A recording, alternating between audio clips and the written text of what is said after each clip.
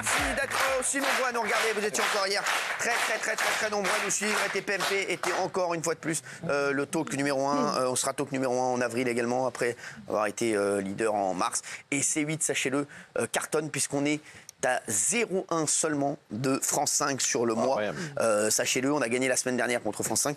C'est encore très serré, donc peut-être qu'on va passer devant une chaîne hertzienne et non plus ne plus être la première chaîne TNT, mais aussi peut-être la 5e chaîne nationale. Donc ce serait fou de passer devant France 5. En tout cas, c'est très serré, ça va être compliqué, mais en tout cas, on n'a jamais été aussi proche d'eux. Donc vraiment, bravo à vous, bravo aux équipes de C8, bravo aux équipes de TPMP et bravo, merci au public surtout.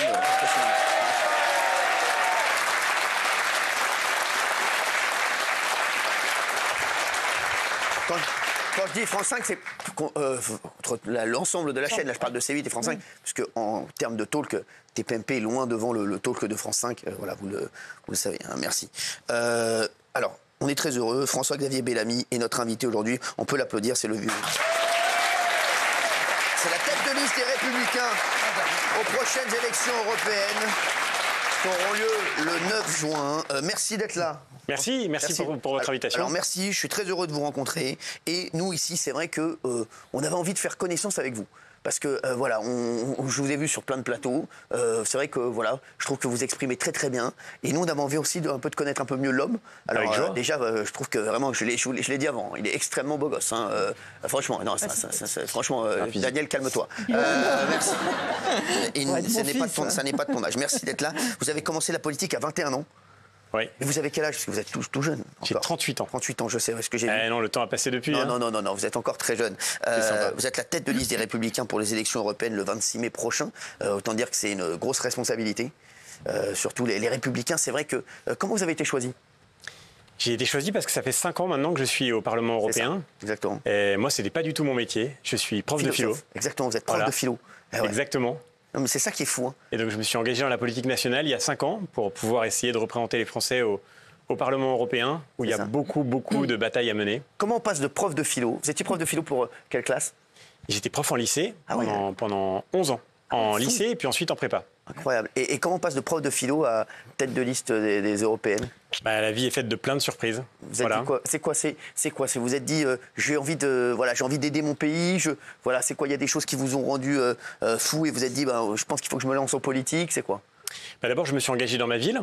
J'ai été élu local comme plein de Français qui s'engagent dans leur commune. J'ai essayé de travailler pour les jeunes et notamment pour les jeunes les plus en difficulté. Et en parallèle, je suis devenu prof. Et en devenant prof, je me suis rendu compte de la situation que vivait notre pays aujourd'hui, de la situation de crise de l'école. Parce que je pense que tous les Français savent qu'aujourd'hui, l'école elle traverse une très grande difficulté, malgré le dévouement des professeurs, des enseignants. On est dans une situation d'immense injustice.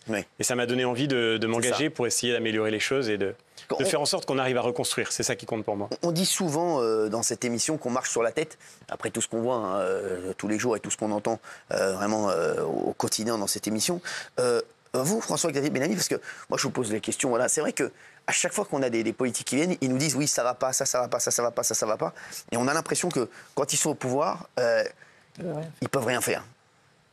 Moi, je crois que c'est surtout une question de volonté. Vous pensez parce que... J'ai jamais été au pouvoir, mais ce que j'ai vécu au Parlement européen, c'est que quand on veut, on peut.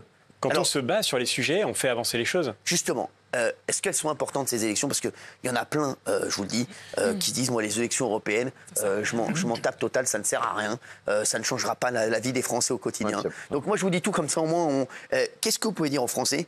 Qu'est-ce qui est important dans les élections européennes? Qu'est-ce qu'on va voter?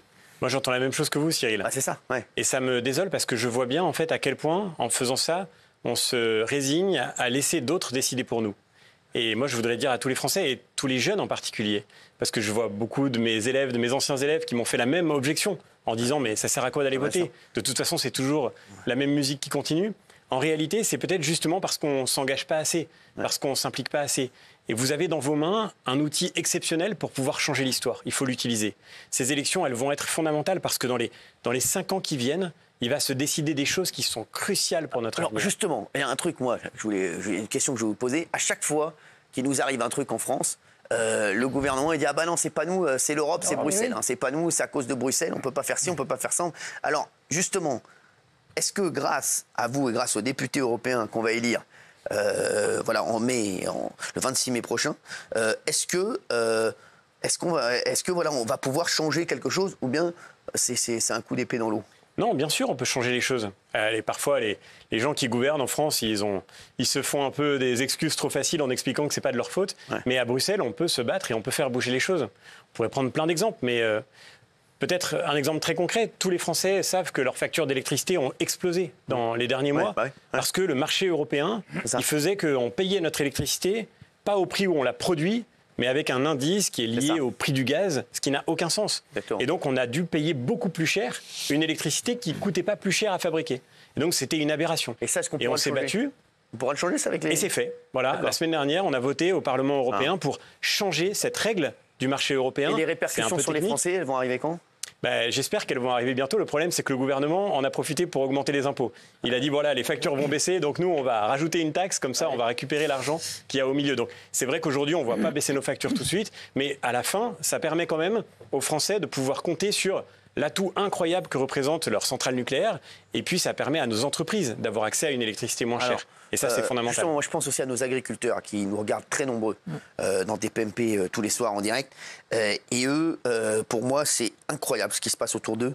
C'est qu'ils ne peuvent pas se battre avec les mêmes règles que les autres.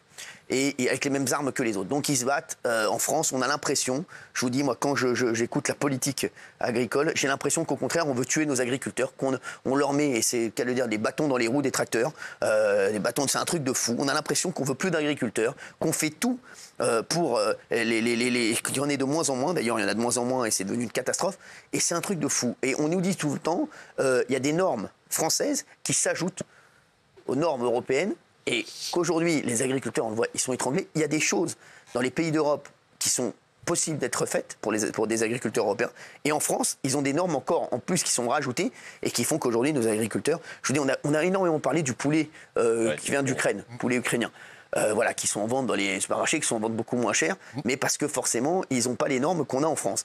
Et aujourd'hui, est-ce que ça, on est capable de le changer? Parce que là, aujourd'hui, il y a des gens qui sont dans une urgence absolue. Les agriculteurs, chaque jour qui passe, c'est catastrophique pour eux. Donc, et chaque jour qui passe, ils se disent, on ne fait rien pour nous.